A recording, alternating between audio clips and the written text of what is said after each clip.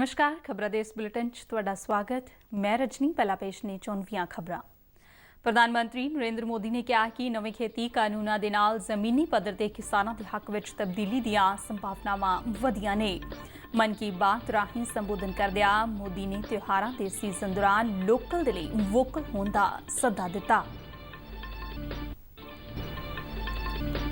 प्रधानमंत्री भलके उत्तर प्रदेश विचले स्वानिधि स्कीम के लाभार्थियों के नाल करनगे गलबात।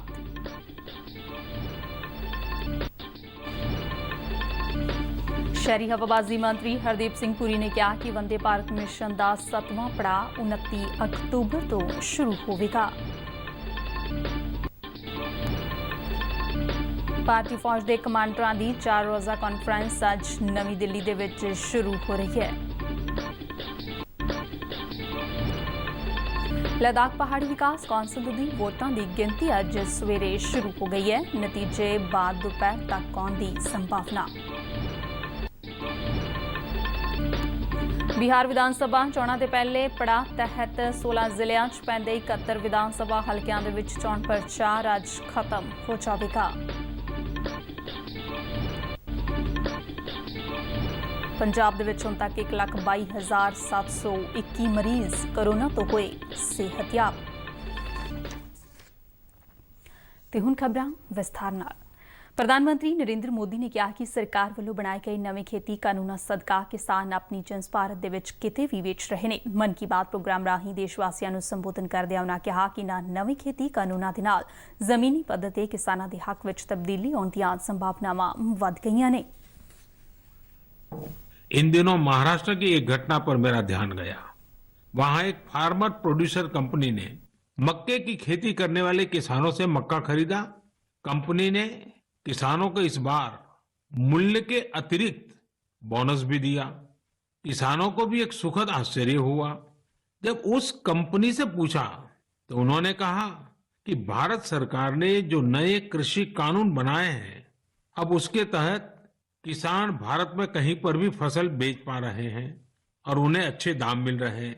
इसलिए उन्होंने सोचा कि इस एक्स्ट्रा प्रॉफिट को किसानों के साथ भी बांटना चाहिए। प्रधानमंत्री ने देशवासियों ने त्योहारों के इस सीजन दौरान लोकल दे लई वोकल होने का सन्दा दिता। उन्होंने कहा कि सानू इस सीजन दौरान बाजारों तो खरीदारी करते समय स्थानिक उत्पादों को तरजीह देनी चाहिए है। प्रधानमंत्री नरेंद्र मोदी ने कहा कि त्योहारों के इस समय सरहदां ते डटे वीर जवानों को भी याद रखना चाहिए है, जिहड़े निरंतर भारत मां की सेवा ते राखी दे विच लगे हुए ने। प्रधानमंत्री ने इन्हां वीर जवानों के सन्मान दे विच हरेक घर अंदर एक दीवा चुकाउण दी अपील की। उन्होंने कहा कि पूरा देश अपने जवानों दे नाल खड़ा है अते उह निजी तौर ते उन्हां दे लई कामना करदे ने। साथियों, हमें अपने उन जाबाज सैनिकों को भी याद रखना है जो इन त्योहारों में भी सीमाओं पर डटे हैं, भारत माता की सेवा और सुरक्षा कर रहे हैं। हमें उनको याद करके ही अपने त्योहार मनाने हैं।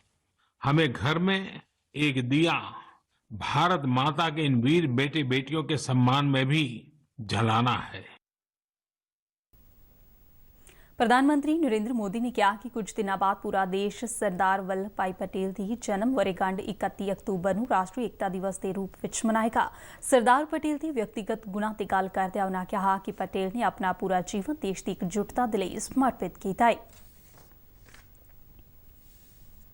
प्रधानमंत्री नरेंद्र मोदी भलके उत्तर प्रदेश विचले स्वानिधि स्कीम के लाभार्थियों के नाल वीडियो कॉन्फ्रेंस राहीं गलबात करनगे। इस मौके उत्तर प्रदेश के मुख्यमंत्री योगी आदित्यनाथ भी शामिल होंगे। कोविड-19 तो प्रभावित गरीब फड़ी ठेलियां वास्ते रोजी रोटी दी गतिविधियां नूं मुड़ तो शुरू करने के लिए 1 जून 2020 नूं प्रधानमंत्री स्ट्रीट वेंडर्स आत्मनिर्भर निधि की शुरुआत की गई सी। इस स्कीम तहत हुण तक कुल 24 लाख तो ज्यादा अर्जियां प्राप्त हुई ने, जिन्हां चों 12 लाख तो वध नूं मंजूरी दे दी गई है और 5,35,000 के करीब कर्जे वंडे गए ने। उत्तर प्रदेश के 6 लाख तो वध अर्जियां प्राप्त हुई, जिन्हां दे विचों 3,27,000 अर्जियां नूं मंजूरी दे के 1,87,000 रुपए के कर्जे वंडे गए ने। इस कॉन्फ्रेंस के विच उत्तर प्रदेश सूबे के लाभार्थी शामिल होंगे। शहरी हवाबाजी मंत्री हरदीप सिंह पुरी ने कहा कि वंदे भारत मिशन का 7वां पड़ाव 29 अक्तूबर को शुरू होगा। उन्होंने अपने ट्वीट दे विच कहा कि इस तहत ਹੋਰ ਹਵਾਈ ਉਡਾਨਾਂ ਅਤੇ ਮੰਜ਼ਿਲਾਂ ਜੋੜੀਆਂ ਜਾ ਰਹੀਆਂ ਨੇ। ਉਨ੍ਹਾਂ ਕਿਹਾ ਕਿ ਹੁਣ ਤੱਕ 20 ਲੱਖ ਤੇ 7,000 ਲੋਕਾਂ ਨੂੰ ਵੰਦੇ ਭਾਰਤ ਮਿਸ਼ਨ ਤਹਿਤ ਸਹੂਲਤ ਦਿੱਤੀ ਗਈ ਹੈ। ਮੰਤਰੀ ਨੇ ਦੱਸਿਆ ਕਿ ਬੀਤੇ ਦਿਨ ਵੀ 4,322 ਵਿਅਕਤੀ ਵਿਦੇਸ਼ ਤੋਂ ਭਾਰਤ ਪਹੁੰਚੇ ਨੇ।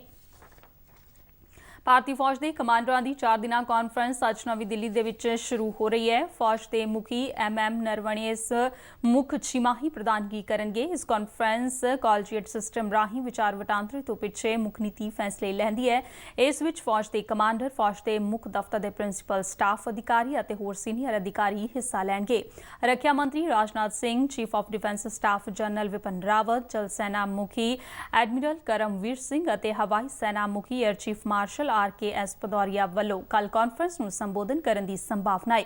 ਫੌਜ ਕਮਾਂਡਰ ਇਸ ਕਾਨਫਰੰਸ ਦੌਰਾਨ ਪੂਰਬੀ ਲੱਦਾਖ ਅਤੇ ਹੋਰ ਸੰਵੇਦਨਸ਼ੀਲ ਖੇਤਰਾਂ ਦੀ ਸਥਿਤੀ ਸਮੇਤ ਦੇਸ਼ ਨੂੰ ਦਰਪੇਸ਼ ਸੁਰੱਖਿਆ ਚੁਣੌਤੀਆਂ ਦਾ ਵਿਆਪਕ ਜਾਇਜ਼ਾ ਲੈਣਗੇ।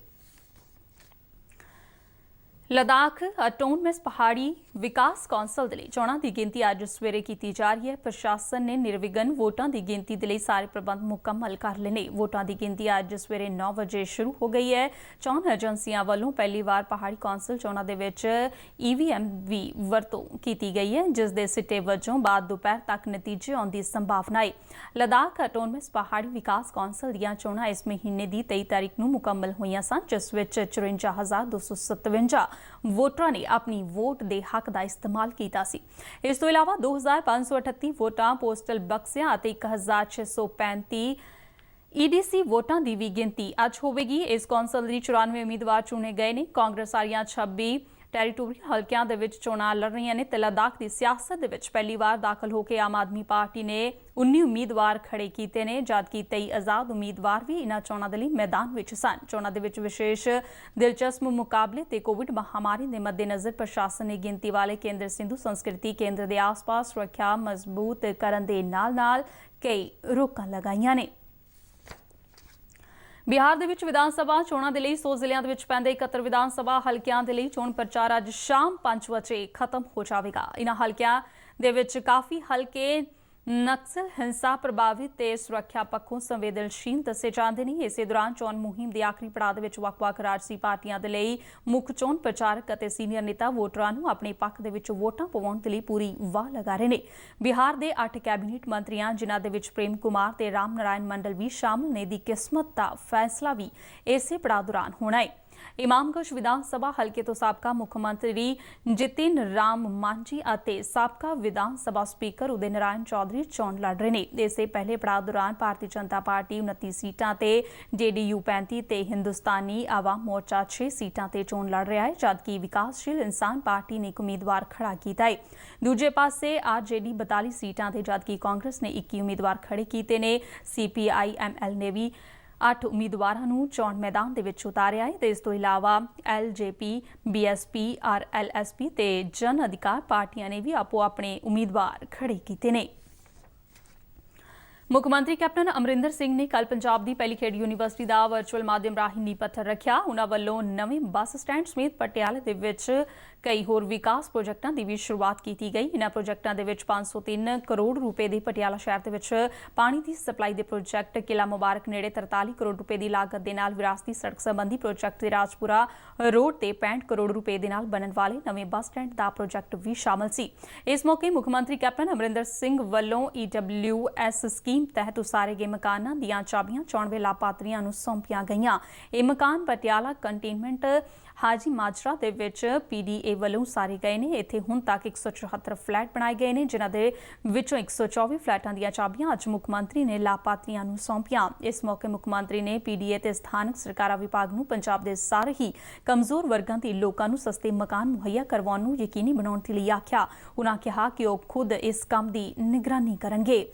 ਮਹਾਰਾਜਾ ਭੁਪਿੰਦਰ ਸਿੰਘ ਖੇਡ ਯੂਨੀਵਰਸਿਟੀ ਬਾਰੇ ਬੋਲਦਿਆਂ ਮੁੱਖ ਮੰਤਰੀ ਨੇ ਦੱਸਿਆ ਹੈ ਕਿ ਇਸ ਉੱਤੇ 500 ਕਰੋੜ ਰੁਪਏ ਦੀ ਲਾਗਤ ਆਵੇਗੀ, ਜਿਸ ਵਿੱਚੋਂ 60 ਕਰੋੜ ਰੁਪਏ ਸ਼ੁਰੂਆਤੀ ਤੌਰ ਤੇ ਅਕਾਦਮਿਕ ਅਤੇ ਪ੍ਰਸ਼ਾਸਨਿਕ ਬਲਾਕਾਂ, ਮੁੰਡਿਆਂ ਤੇ ਕੁੜੀਆਂ ਦੇ ਹੌਸਟਲਾਂ, ਚਾਰ ਦੀਵਾਰੀ ਅਤੇ ਕੈਂਪਸ ਦੀਆਂ ਅੰਦਰੂਨੀ ਸੜਕਾਂ ਬਣਾਉਣ ਤੇ ਖਰਚੇ ਜਾਣਗੇ। ਵਿਕਾਸ ਪ੍ਰੋਜੈਕਟਾਂ ਦਾ ਨੀਂਹ ਪੱਥਰ ਰੱਖਣ ਤੋਂ ਬਾਅਦ ਮੁੱਖ ਮੰਤਰੀ ਨੇ ਪੱਤਰਕਾਰਾਂ ਦੇ ਨਾਲ ਗੱਲਬਾਤ ਕਰਦਿਆਂ ਕਿਹਾ ਕਿ ਹੁਸ਼ਿਆਰਪੁਰ ਜਬਰ ਜਨਾਹ ਮਾਮਲੇ ਤੇ ਕਤਲ ਕੇਸ ਦੇ ਚਲਾਨ ਇਸੇ ਹਫ਼ਤੇ ਪੇਸ਼ ਕੀਤਾ ਜਾਵੇਗਾ। ਉਨ੍ਹਾਂ ਸਪਸ਼ਟ ਤੌਰ ਤੇ ਕਿਹਾ ਕਿ ਹਾਥਰਸ ਮਾਮਲੇ ਦੇ ਵਿੱਚ ਉੱਤਰ ਪ੍ਰਦੇਸ਼ ਦੀ ਸਰਕਾਰ ਦੀ ਢਿੱਲੀ ਕਾਰਵਾਈ ਦੇ ਉਲਟ ਉਨ੍ਹਾਂ ਦੀ ਸਰਕਾਰ ਨੇ ਹੁਸ਼ਿਆਰਪੁਰ ਜਬਰ ਜਨਾਹ ਤੇ ਕਤਲ ਮਾਮਲੇ ਦੇ ਵਿੱਚ ਤੁਰੰਤ ਕਾਰਵਾਈ ਕੀਤੀ ਹੈ। ਉਨ੍ਹਾਂ ਕਿਹਾ ਕਿ ਪੰਜਾਬ ਪੁਲਿਸ ਨੇ ਫੌਰੀ ਕਾਰਵਾਈ ਕਰਦਿਆਂ ਮੁਲਜ਼ਮਾਂ ਨੂੰ ਗ੍ਰਿਫਤਾਰ ਕਰ ਲਿਆ, ਜਦਕਿ ਹਾਥਰਸ ਮਾਮਲੇ ਦੇ ਵਿੱਚ ਅਜਿਹਾ ਨਹੀਂ ਕੀਤਾ ਗਿਆ। ਅਕਾਲੀਆਂ ਵੱਲੋਂ ਉਨ੍ਹਾਂ ਉੱਤੇ ਖੇਤੀ ਕਾਨੂੰਨਾਂ ਬਾਰੇ ਕੇਂਦਰ ਸਰਕਾਰ ਦੇ ਨਾਲ ਗਣਤੁਕ ਕਰਨ ਦੇ ਇਲਜ਼ਾਮਾਂ ਬਾਰੇ ਮੁੱਖ ਮੰਤਰੀ ਨੇ ਕਿਹਾ ਕਿ ਹਰ ਕੋਈ ਜਾਣਦਾ ਹੈ ਕਿ ਕੌਣ ਕਿਸ ਦੇ ਨਾਲ ਮਿਲਿਆ ਹੋਇਆ ਹੈ। ਉਨ੍ਹਾਂ ਕਿਹਾ ਕਿ ਇਹ ਅਕਾਲੀ ਹੀ ਨਹੀਂ ਜੋ ਭਾਜਪਾ ਦੇ ਨਾਲ ਰਲੇ ਹੋਏ ਨੇ, ਜਿਨ੍ਹਾਂ ਨੇ ਦਬਾਅ ਹੇਠ ਐਨਡੀਏ ਦਾ ਸਾਥ ਛੱਡਿਆ ਪਰ ਹਾਲੇ ਵੀ ਇਕੱਠੇ ਕੰਮ ਕਰ ਰਹੇ ਨੇ। ਮੁੱਖ ਮੰਤਰੀ ਨੇ ਪੰਜਾਬ ਦੇ ਵਿੱਚ ਅੰਦੋਲਨਕਾਰੀ ਕਿਸਾਨਾਂ ਨੂੰ ਇੱਕ ਵਾਰ ਫਿਰ ਅਪੀਲ ਕੀਤੀ ਹੈ ਕਿ ਪੰਜਾਬ ਦੇ ਵਿੱਚ ਧਰਨਿਆਂ ਕਾਰਨ ਆਰਥਿਕ ਗਤੀਵਿਧੀਆਂ ਨੂੰ ਢਾਹ ਲੱਗ ਰਹੀ ਹੈ। ਉਨ੍ਹਾਂ ਕਿਸਾਨਾਂ ਨੂੰ ਪੰਜਾਬ ਦੀ ਥਾਂ ਦਿੱਲੀ ਦੇ ਵਿੱਚ ਧਰਨੇ ਲਗਾਉਣ ਦੇ ਲਈ ਕਿਹਾ। ਕੈਪਟਨ ਅਮਰਿੰਦਰ ਸਿੰਘ ਨੇ ਕਿਹਾ ਕਿ ਸੂਬੇ ਦੇ ਕੋਲ ਸਿਰਫ ਇੱਕ ਦਿਨ ਦਾ ਕੋਇਲੇ ਦਾ ਸਟਾਕ ਅਤੇ ਸਿਰਫ 10% ਯੂਰੀਆ ਬਚਿਆ ਹੈ। ਇੱਕ ਸਵਾਲ ਦੇ ਜਵਾਬ ਦੇ ਵਿੱਚ ਉਨ੍ਹਾਂ ਕਿਹਾ ਕਿ ਕੌਮੀ ਗ੍ਰਿਡ ਤੋਂ ਬਿਜਲੀ ਖਰੀਦਣ ਦੇ ਲਈ ਸੂਬੇ ਦੇ ਕੋਲ ਪੈਸਾ ਨਹੀਂ ਹੈ। ਇਸ ਦੇ ਨਾਲ ਹੀ ਖਬਰਾਂ ਦਾ ਇਹ ਬੁਲੇਟਿਨ ਖਤਮ ਹੁੰਦਾ ਹੈ। ਨਮਸਕਾਰ।